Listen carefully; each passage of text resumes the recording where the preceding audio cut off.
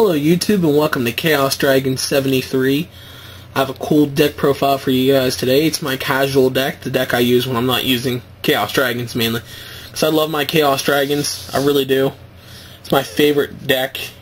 But when I'm not running them, this is the deck I run. But before I get on there, a buddy of mine wanted me to show you guys my custom made tokens. He thought they were cool and he figured you guys would get a kick out of them. So this is my first one I made. It's Winged Dragon of Ra. I made that just because one of my friends was just in love with the Winged Dragon of Ra. It was his favorite god card. So when I dropped this, he kind of gets upset because he really doesn't want to kill it, so it kind of slows him down, makes him think. So I guess mind play, just like messing with people. Then my second token I made was my Dino. I have a guy at my locals who runs Dino Rabbit and just loves his dinos. And there's a lot of evils too, so when I drop my Gores out of my one deck, I can drop down a Dino token, and get kicks off of it. Then my two favorite tokens is my Kribo token. Just kind of cute. Gotta love it. And then my absolute favorite token, my Wing Kribo. It's just so cool. I just love this token. I had two other tokens, but I ended up trading them, but this is my favorite one. I will not trade or sell this one, so sorry guys. He's just so amazing. I just love him. I just love going Gores and then Wing Kribo, and then he's like all upset. He's like all mad, swinging his fist and everything. Just really cool.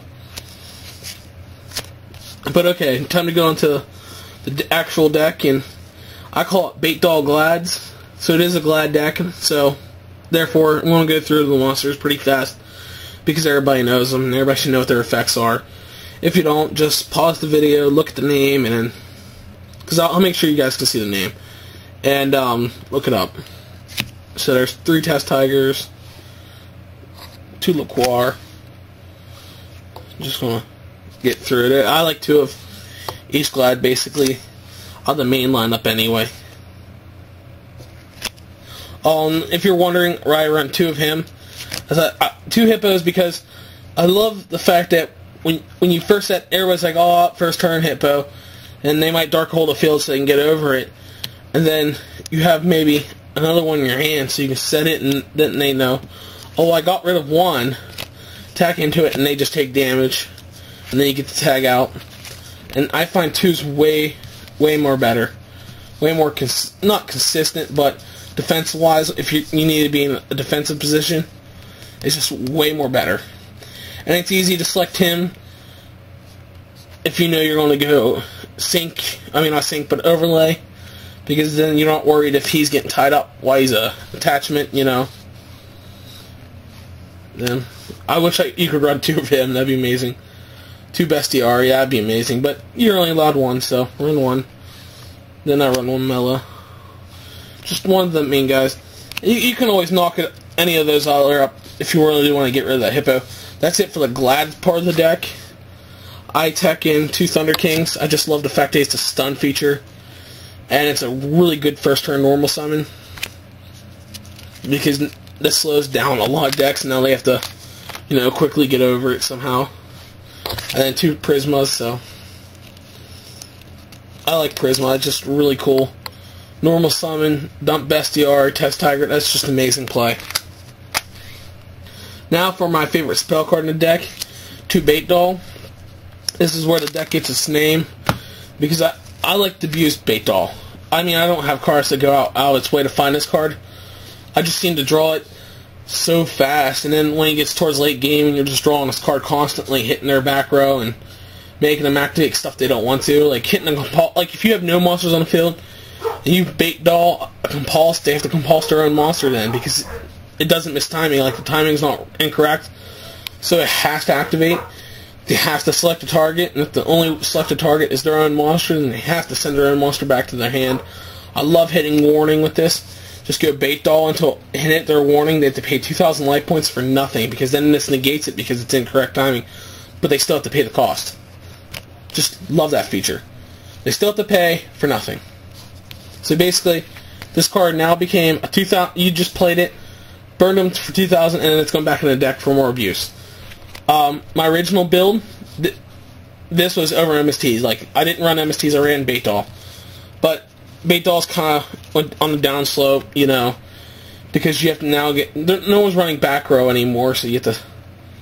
This card isn't so great, but since this is my casual play deck, I can still keep it as that, because, you know, I'm not trying to win tournaments with them, just having fun. Then I use 3 Proving Ground just for consistency. 1 book, and 1 Econ. Basically does the same thing as book. Put their monster in the Fed Smith so I can run it over to tag out. For staples, Dark Hole, 2 MSTs, Monster Reborn, Heavy. For traps, 2 War Chariot. I don't like 3.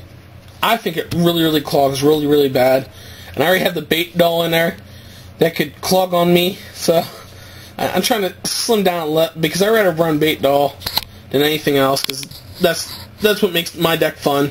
That's why I like this deck, because it's casual. I can run Bait Doll, and Bait Doll's a fun card. So 2 War Chariot. Then I run 2 Trap Stun. Again, I just love to stun people and, you know, put them in a type situation. 2 Bottleness, because you do need some kind of monster control when you don't have your Glads out. And 3 Wabaku. Just for that troll kind of part, and you still get your Glad's effects because they'll get to attack or be attacked and tag out. For the extra deck, I just kind of went with 2 of each of the main Glad fusions. So, just like that. Then I throw a bunch of Exceeds in here because it's just fun. Like Leviair, and 2 Leviathan, Utopia, Pearl, Photon Butterfly, and the next part is rank 5s, and they're only possible with this guy. If you get both of them out, you can exceed. But see, I understand it's very... If you have both these out, I guess you're really not going to exceed, because what you're going to exceed for isn't really going to benefit you that much more than having 2 of these guys out.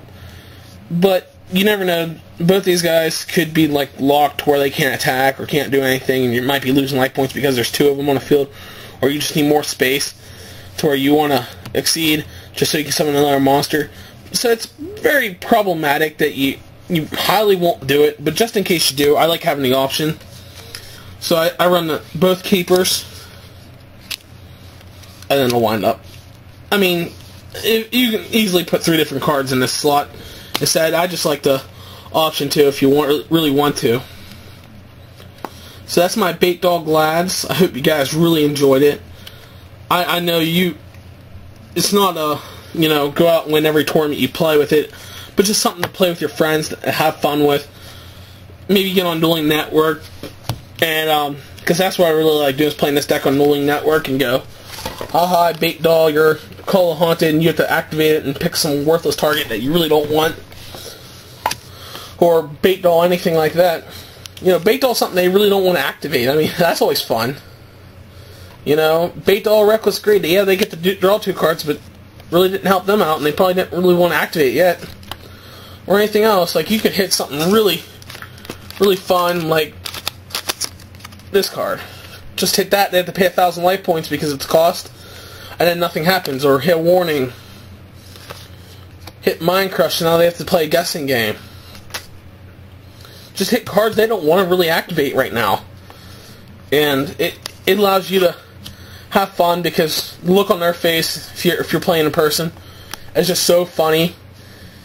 And then after the activations, they don't do anything, this card goes right back into the deck for more abuse. And if you get a spell card, at least you know what that face-down spell card is. Say it might be an Econ, or an MST.